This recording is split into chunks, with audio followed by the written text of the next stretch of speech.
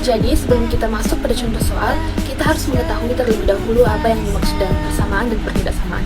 Jadi persamaan adalah suatu pernyataan matematis yang menyatakan bahwa terdapat dua ekspresi yang memiliki nilai yang sama.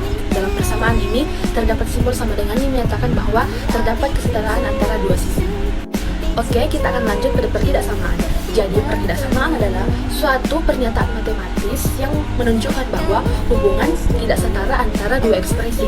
Jadi pada persamaan tadi memiliki simbol sama dengan, berbeda dengan pertidaksamaan. Pada pertidaksamaan terdapat empat simbol. Yang pertama yaitu kurang dari, yang kedua lebih dari, yang ketiga kurang dari atau sama dengan, dan yang keempat yaitu lebih dari atau sama dengan. Kita masuk pada contoh soal yang pertama yaitu tentang persamaan. Contoh soalnya yaitu tentang persamaan linear. Soalnya itu 4x dikurang 3 ditambah 2x ditambah 7 sama dengan 10. Jadi soal ini langkah-langkah penyelesaian yang pertama kita menggabungkan suku-suku sejenisnya.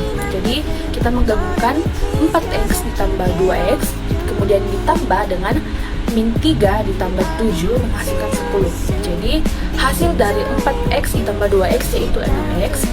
Hasil dari min 3 ditambah 7 yaitu 4 sama dengan 10. Selanjutnya kita akan menghapus 4 dari sisi kiri. Jadi 6x ditambah 4 sama dengan 10 tadi akan menjadi 6x sama dengan 10 dikurang 4. Jadi hasilnya yaitu 6x sama dengan 6. Selanjutnya, untuk menemukan nilai x, kita akan membagi kedua sisi itu dengan angka 6.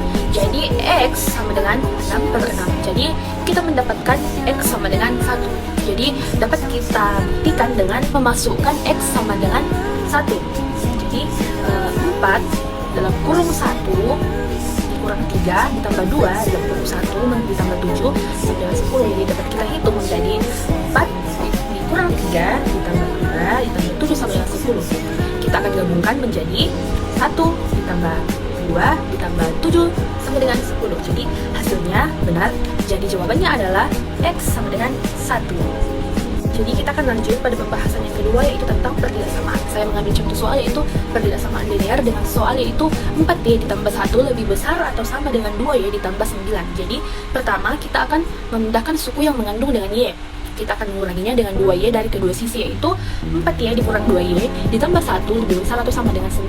Itu akan menjadi 2y ditambah 1 lebih besar atau sama dengan 9. Hilangkan angka 1 pada sisi kiri. Jadi 2y menjadi lebih besar sama dengan 9 dikurang 1 menghasilkan 2y lebih besar atau sama dengan 8. Jadi untuk menemukan nilainya kita akan membagi kedua sisi dengan 2 yaitu y lebih besar atau sama dengan 8 dibagi 2. Jadi kita akan mendapatkan hasilnya yaitu y lebih besar atau sama dengan 4. Kita akan membuktikannya dengan memeriksa atau mengambil nilai di sekitar y sama dengan 4. Jadi jika y sama dengan 4 dalam kurung 4 ditambah 1 lebih besar atau sama dengan 2 dalam kurung 4 ditambah 9 menghasilkan 16 ditambah 1 lebih besar atau sama dengan 8 ditambah 9 menghasilkan 17 atau lebih besar sama dengan 17. Jadi itu adalah benar. Kemudian y sama dengan 5. Jadi 4 dalam kurung 5 ditambah 1 lebih besar atau sama dengan 2 dalam kurung 5 ditambah 9 menghasilkan 20 ditambah 1 lebih besar atau sama dengan 10 ditambah 9 menghasilkan 21 lebih besar atau sama dengan 19 menghasilkan benar. Kemudian y sama dengan 3. 4 dalam kurung 3 ditambah 1 lebih besar atau sama dengan 2 dalam kurung 3 ditambah 9 menghasilkan 12 ditambah 1 lebih besar atau sama dengan 6 ditambah 9 menghasilkan 13 lebih besar atau sama dengan 16. Jadi pernyataan tersebut adalah salah.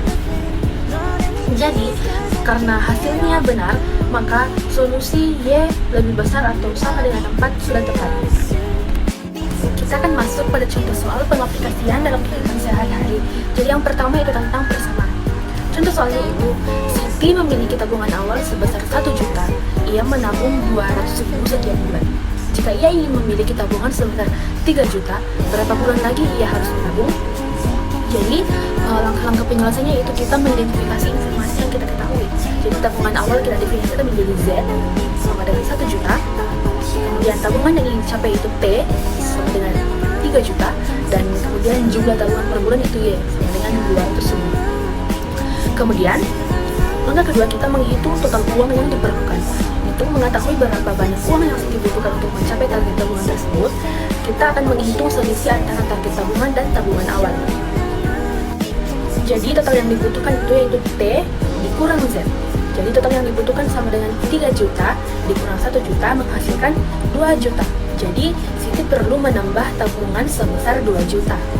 Kemudian kita akan memasukkan dalam bentuk persamaan. Misalkan X adalah jumlah bulan yang diperlukan untuk mencapai target tabungan. Maka total tabungan setelah X bulan dapat dituliskan sebagai tabungan total sama dengan Z ditambah Y dikali X.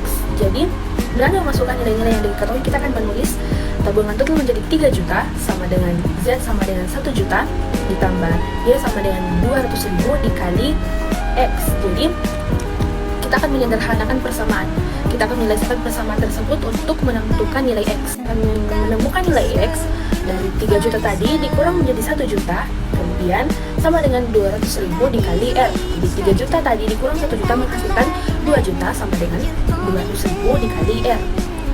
X. Kemudian untuk menemukan X, kita akan membagi kedua sisi dengan 200.000. Jadi X sama dengan 2 juta per 200.000.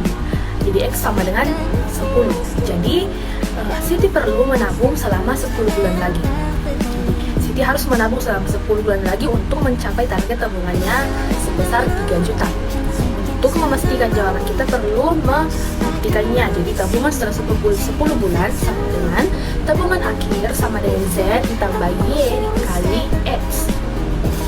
Jadi tabungan akhirnya itu sama dengan Z ditambah Y dikali X. Jadi tabungan akhir sama dengan 1 juta ditambah 200.000 dikali X. Jadi tabungan akhir sama dengan 1 juta ditambah 2 juta menghasilkan 3 juta. Jadi Siti harus menabung 10 bulan untuk menghasilkan targetnya yaitu 3 juta. Kita akan masuk pada soal pertidaksamaan. Jadi, seorang siswa memiliki anggaran 150.000 untuk membeli buku dan alat tulis. Jika harga sebuah buku adalah 40.000 dan harga sebuah alat tulis adalah 10.000, berapa banyak buku dan alat tulis yang bisa ia beli sehingga total belanjanya tidak melebihi anggaran? Jadi, pertama kita mengidentifikasi informasi yang akan kita ketahui. Anggaran totalnya itu 150.000, harga satu bukunya itu 40.000, harga satu alat tulis adalah 10.000, jumlah buku yang dibeli adalah X, dan jumlah alat tulis yang dibeli yaitu Y. Tidak samaannya, jadi total biaya untuk membeli X buku dan Y alat tulis dapat dinyatakan sebagai total biaya sama dengan 40X ditambah 10Y. Karena total biaya tidak boleh melebihi anggaran, kita dapat menuliskan pertidaksamaannya yaitu 40X ditambah 10Y lebih kecil atau sama dengan 150.